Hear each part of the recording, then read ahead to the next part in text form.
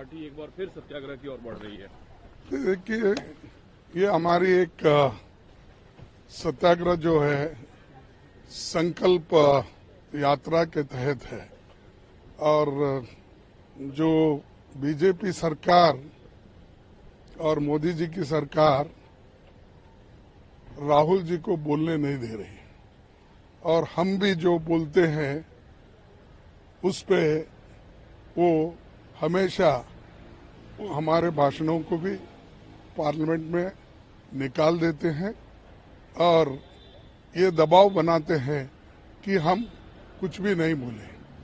अब राहुल जी को उन्होंने डिस्क्वालीफाई किया, उसका मतलब कि उनको बोलने नहीं देना और जो घोटाले इनके जमाने में हो गए हैं, चाहे बहुत से सरकारी पब्लिक इंस्टीट्यूशंस हो, ये बेच रहे हैं और एक आदमी वो सब कुछ ले रहा है और उसको फैसिलिटेट किया जा रहा है फाइनेंस से, सभी चीजों से, और सरकार एक किसी बिजनेसमैन के पीछे है जब मालूम होता है तो हर इंस्टीट्यूशन उसको सपोर्ट करती है।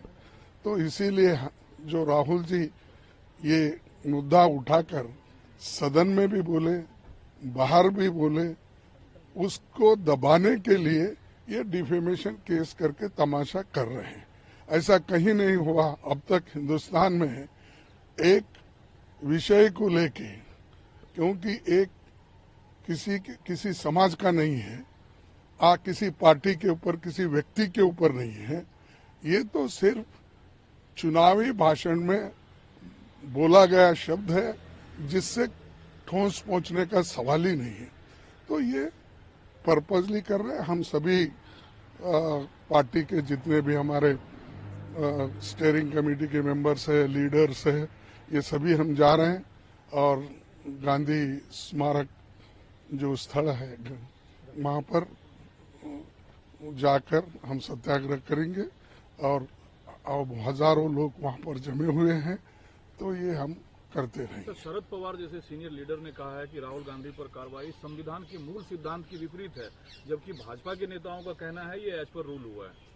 भाजपा ऐसा ही करते हैं, उन्होंने तो यहाँ तक करते हैं कि हजारों इंसान मरे तो भी एक्सीडेंट में अगर एक कुत्ता मरता है तो उसके लिए कोई चिंता करने की आवश्यकता नहीं है, ऐसे उनकी भावना है। तो संविधान को क्या रेस्पेक्ट देंगे? और संविधान को रेस्पेक्ट देने वाले अगर होते, ये फ्रीडम ऑफ स्पीच है, फ्रीडम ऑफ एक्सप्रेशन है और ये सारे देश में ये प्रचार कर रहे हैं। और कभी सुना आपने कि मंत्री उठ के, सारे भाजपा के एमपीज उठ के खुद ब खुद वो एजिटेशन कर रहे हैं? और राज्यसभा के सदस्य तो नहीं थे लेकिन लोकसभा के सदस्य थे। मैं मानता हूं लोकसभा में अगर ये प्रश्न उठाते तो ठीक है, लेकिन यहाँ कानून को कौन रेस्पेक्ट देता है? ना वहां पर चेयर रेस्पेक्ट दे रहा है, ना सरकार रेस्पेक्ट दे रही है, ना हमको बोलने दिया जा रहा है। तो ये तो साजिश है। इस साजिश के खिलाफ राहुल जी लड़ रहे हैं, जनता के लिए लड़ रहे हैं, अपने लिए नहीं है, और वो बोल रहे हैं जनता के लिए बोल रहे हैं। तो ये जो है इसको हम आगे ले जाना चाहते। पूरी कांग्रेस पार्टी उनके साथ खड़ी हुई है और इसमें डरने का सवाल नहीं। चाहे वो जेल में डालने दो, जेल भरो कार्यक्रम भी करेंगे हम। हर चीज जनता के हिफाजत के लिए, उनके हकूक के लिए, उनके हकूक के हिफाजत के लिए हम जरूर लड़ते रहेंगे। राहुल जी भी लड़ते रहेंगे।